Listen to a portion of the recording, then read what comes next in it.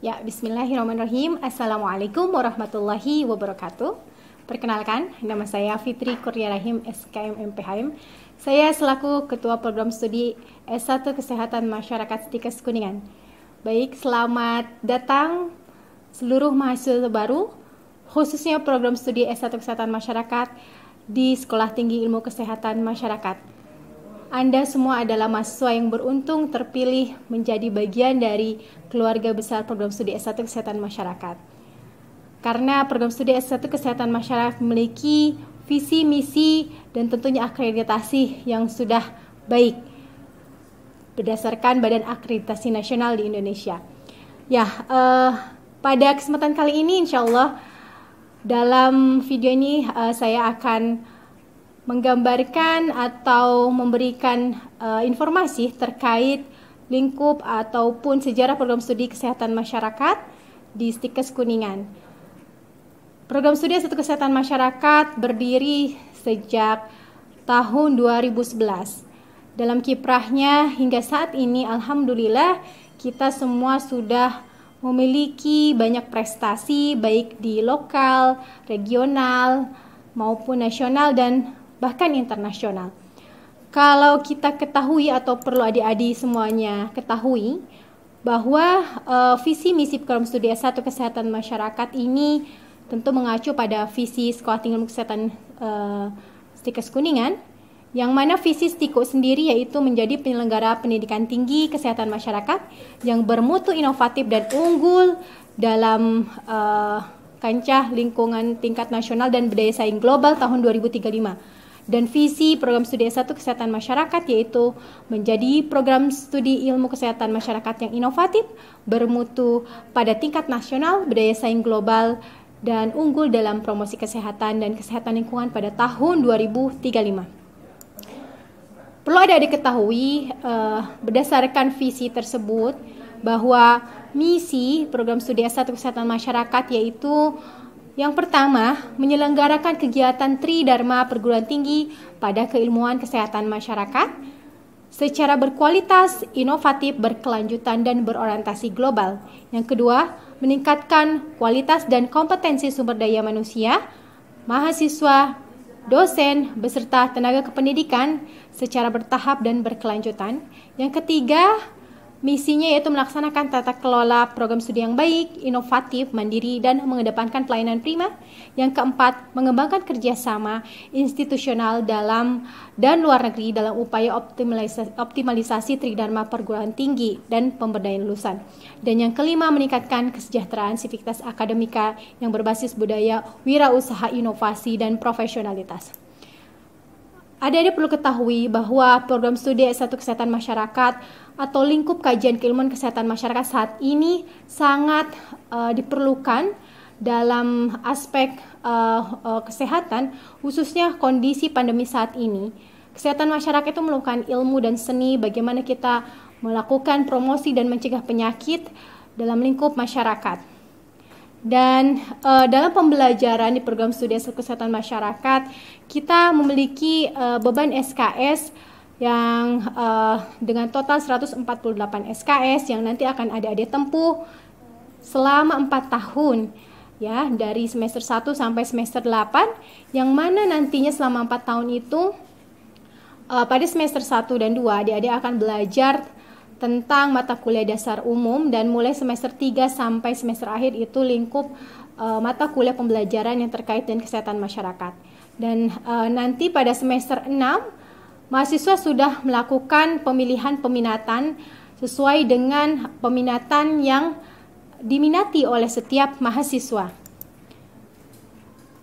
Profil dari lulusan seorang Kesmas nantinya ketika lulus, ketika nanti adik-adik sudah melaksanakan pembelajaran dan selama proses pembelajaran tentunya seorang Kesmas program studi kesehatan masyarakat ini memiliki tujuan bahwa nantinya lulusan program studi S1 Kesehatan Masyarakat ini menjadi seorang yang memiliki kemampuan ya yang kita sebut dengan miracle. Apa itu miracle? Tentu ada beberapa singkatan dalam istilah miracle. M-nya adalah manager, bagaimana seorang lulusan nanti kesehatan masyarakat itu mampu mengelola kebijakan dan program kesehatan masyarakat. Yang kedua, dalam kata Miracle itu I, yaitu innovator atau researcher atau innovator itu pembaharu, yaitu menciptakan inovasi. Jadi mahasiswa ini dalam proses pembelajarannya bagaimana nanti disupport, didukung untuk bisa memiliki inovasi-inovasi ya terkait metode maupun paradigma kesehatan atau memiliki inovasi dalam upaya penyelesaian masalah kesehatan. Lalu R-nya researcher ya atau peneliti, mampu melaksanakan penelitian kesehatan secara komprehensif dan berbasis bukti. Dan apprenticer yaitu pembelajar ya, membimbing untuk mencapai kesehatan yang sempurna. Lalu komunitarian atau merakyat ya. Jadi seorang lulusan masuk Kesmas kelak nanti bisa menjadi seorang yang mengupayakan kesehatan dengan, dari, dan untuk oleh masyarakat. Lalu leader atau menjadi seorang pemimpin ya, memimpin terwujudnya visi misi kesehatan masyarakat.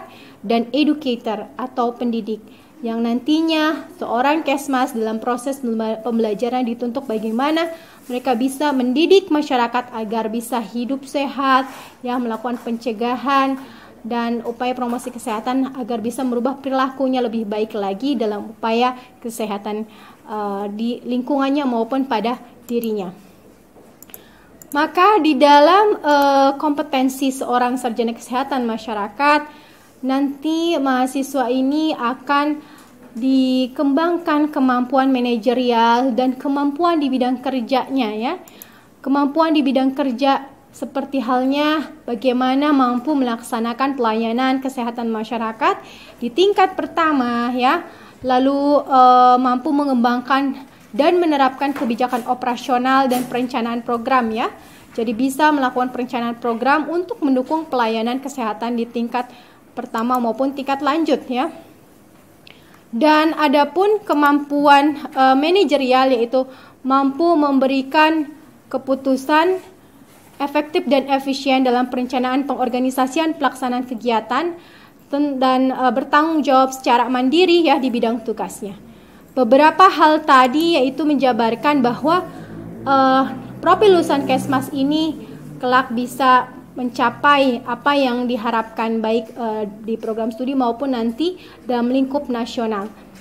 Dan insya Allah prospek kerja seorang Kesmas ini kalau kita ketahui saat ini banyak sekali dibutuhkan ya di beberapa aspek, bukan hanya sektor kesehatan tapi di berbagai sektor ya. Prospek kerjanya banyak peluang kerja yang bisa didapatkan, baik itu di instansi kesehatan, puskesmas, rumah sakit, klinik ya, ataupun di luar instansi kesehatan ya, bisa di perusahaan sebagai tenaga K3, ahli K3 yaitu kesehatan selamatan kerja ya, maupun di lembaga penelitian ya sebagai peneliti, dan bisa juga menjadi seorang wira swasta ya, entrepreneur dalam health entrepreneur ya, lalu bisa juga menjadi manajer dan administrator kesehatan, dan masih banyak lagi peluang yang lainnya menjadi prospek dari lulusan kesehatan masyarakat.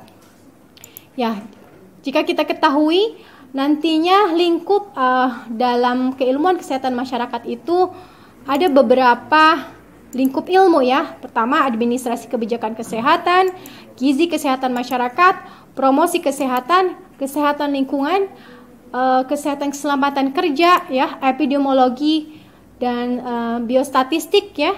Itu adalah lingkup pilar ilmu kesehatan masyarakat. Oleh karena itu, harapan dari program studi adik-adik mahasiswa nanti bisa belajar ya di program studi S1 Kesehatan Masyarakat dengan baik ya, optimal, dan bisa mengembangkan kemampuan dan passionnya lebih dalam lagi ketika dalam proses pembelajaran, baik itu akademik maupun non-akademiknya, dan menjadi lulusan yang baik nantinya. Baik, terima kasih. Selamat bergabung di program studi S1 Kesehatan Masyarakat. Hidup kesehatan masyarakat, hidup Miracle. Wassalamualaikum warahmatullahi wabarakatuh.